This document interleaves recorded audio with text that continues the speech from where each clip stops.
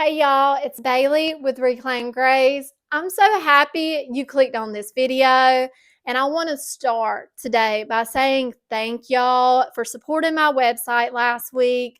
Y'all really show up and show out when it comes to supporting me, and thank you so very much.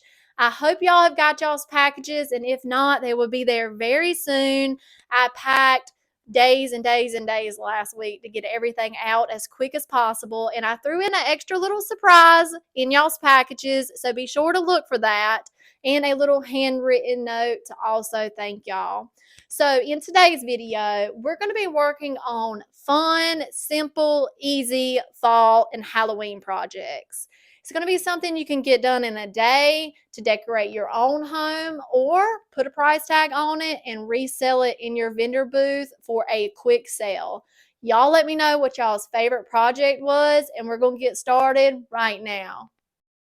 Hey friends, I hope y'all are doing well today. Here is our first project. I have an oval grapevine wreath that my mama paid $2 for. I went and grabbed it from her house because I had this project in mind. Here I have some Hobby Lobby garland greenery. I always pick this up when it's 45% off, and it's one of my favorite garlands that they have.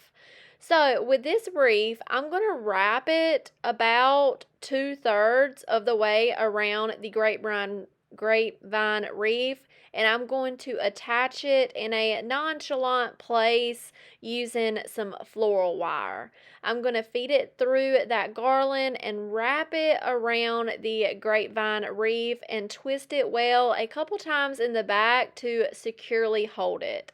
And I'm going to do that in about 5 or 6 different places just to make sure there's no slack and it's up there securely and it's not going anywhere.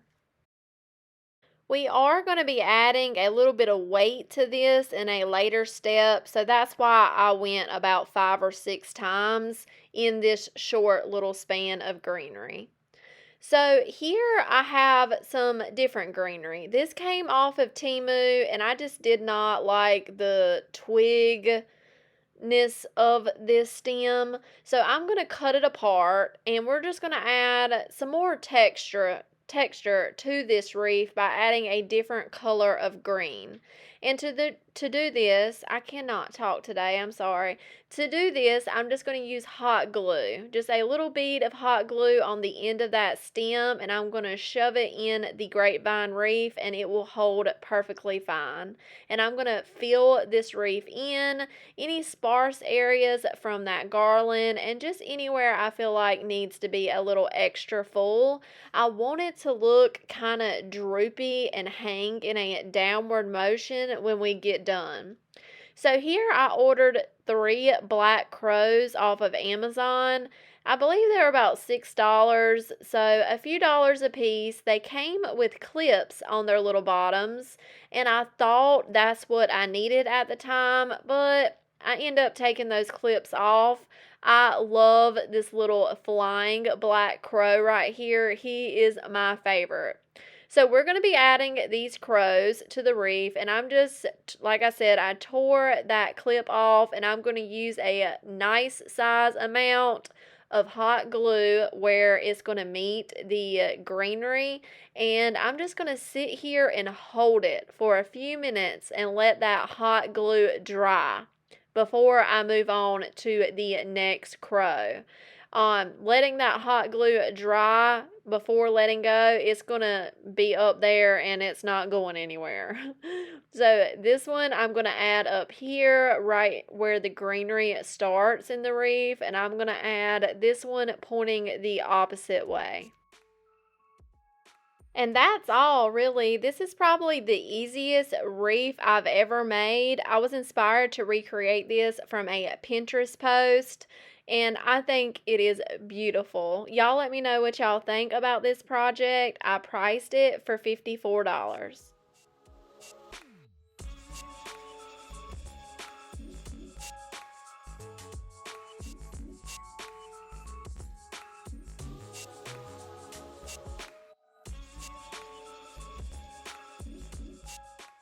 Moving on to our next project, we're starting off with a cup of salt wash, and I'm going to pour equal parts of this Fusion all-in-one paint. This is the color Ash, and I'm going to mix this up.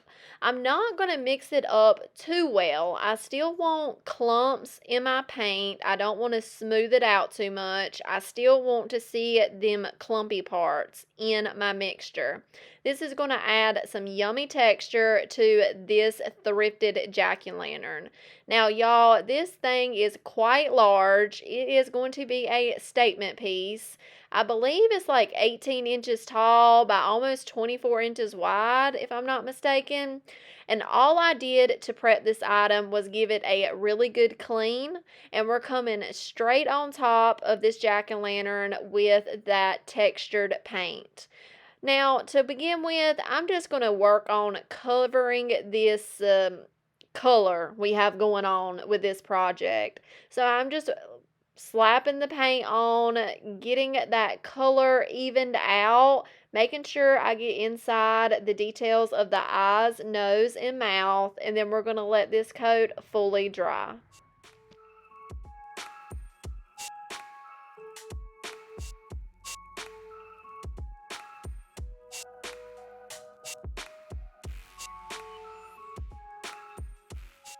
Here is how we're looking after that first coat. I took some of the clumps in the bottom of that paint mixture and really dabbed and pounced it up there, and we got these spots like that right there.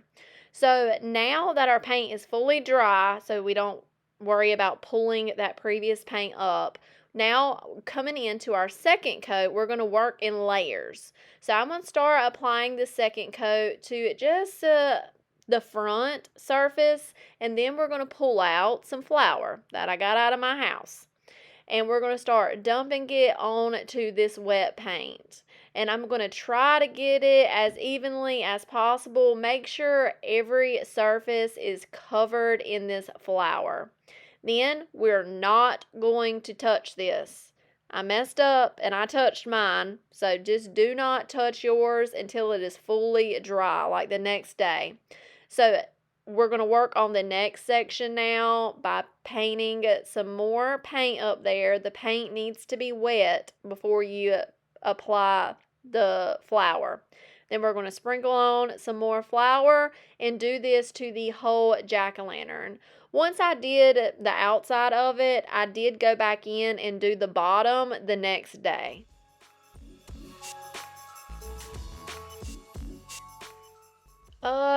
Do you see where I touched it? I'm so impatient. Right there where I was just brushing is where I touched it. And yes, it did mess the project up, but I just went with it. So now I have a little dusting brush. It is the next day, and at first I'm being gentle because this is the first time I've ever done this kind of project. But then I see it's doing what I want it to do. So I start slinging that flour everywhere in my workshop, just getting it off, dusting it off well. Roscoe was tripping out. The whole workshop was covered in flour. It was a mess. So maybe do this outside. That would probably be the smart idea, to do it outside.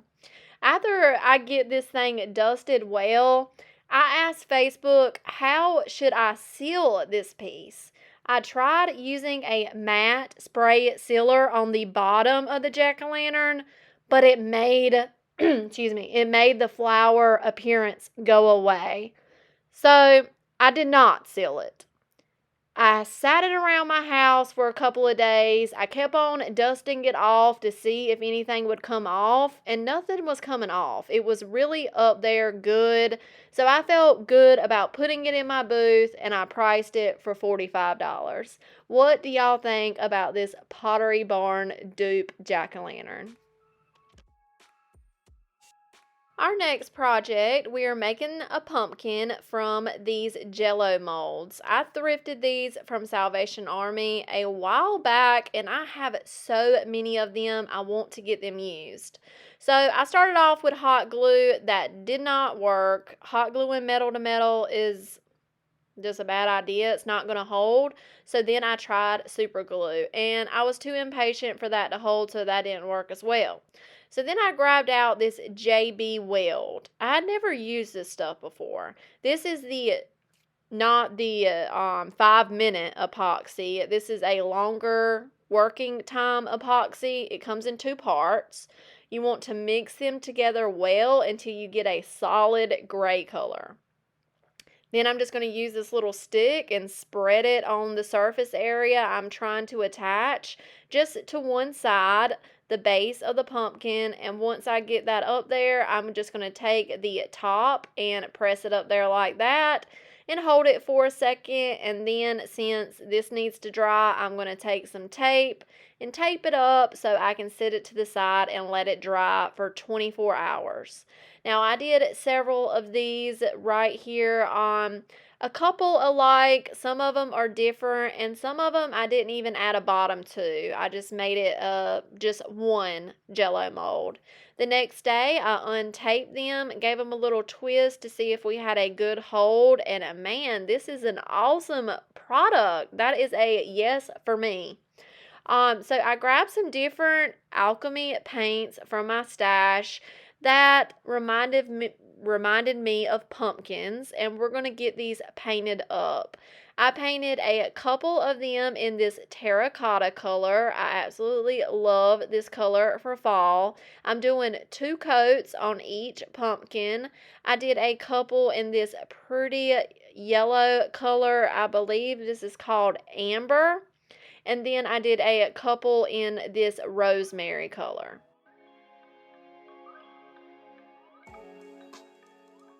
Once those layers were good and dry, I did take them outside and give them a quick seal with a spray matte sealer.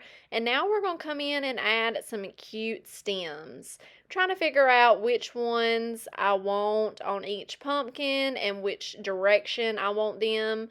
And I'm going to use hot glue this time and attach our little stems.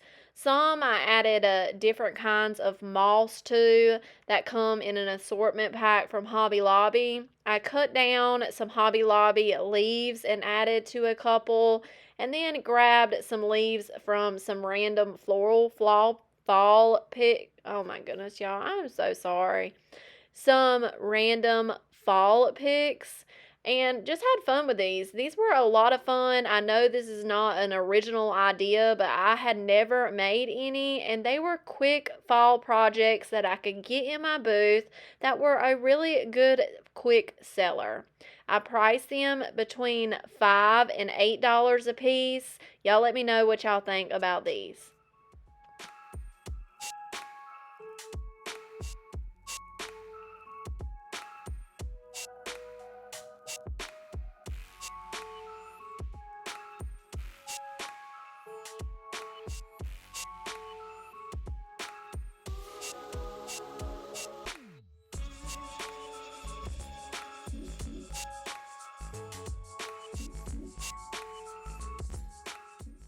Moving on to our last project, I have a piece of 1/4-inch plywood that I have cut to fit into a frame that I'll show y'all in a minute. And we're going to get this coated with a couple coats of black paint. A friend from work, Julie, inspired me to recreate this project, and her tip was mix the paint with the drywall compound. So that's what I did, and it was a great tip. If you try to recreate this item, I would highly recommend it. So I have some joint compound, cheap, dirt cheap, like from Amazon, or this might have come from the Dollar Tree, and I'm going to mix some Fusion all-in-one. It doesn't matter what kind of paint in with it, just make sure it's white, and we're going to mix it to the consistency of frosting. Get that mixed well, all the lumps and bumps out of it, and it kind of legit reminded me of frosting. Then I'm going to take this large popsicle stick. You get this size from Walmart. I'm going to do a little practice run over here to the side, and then we're going to start making little impressions, little 3D ghosts. I'm sure y'all have seen the Hobby Lobby ghost groupie picture. that is trending right now, well, we are creating our own for very, very cheap.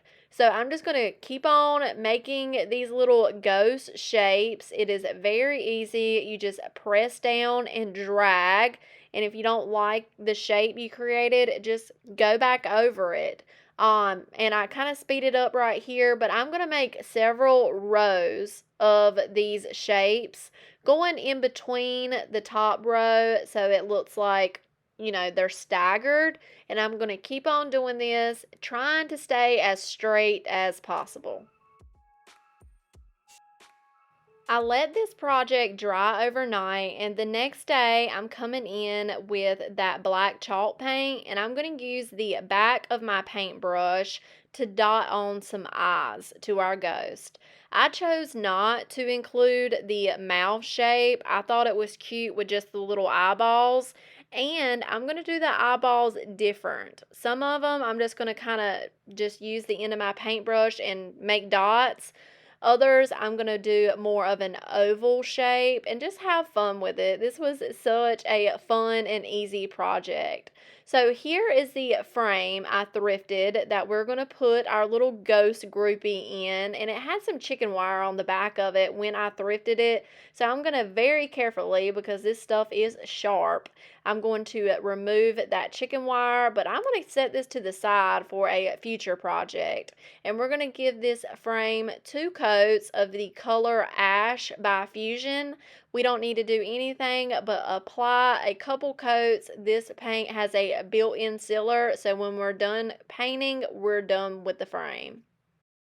I added everything back together, and this project is done. Y'all, this is so cute. I put it in my booth for $27 and it sold the same day. Would y'all recreate this project? What do y'all think about this one?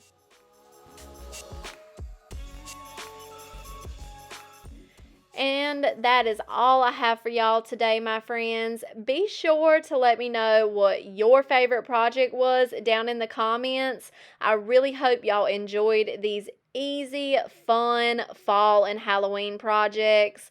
If you got any inspiration from today's video, be sure to hit that like button. Definitely leave me a comment down below and consider subscribing if you have not already. I appreciate y'all for spending your time with me today, and I'll talk to y'all in the comments. Bye.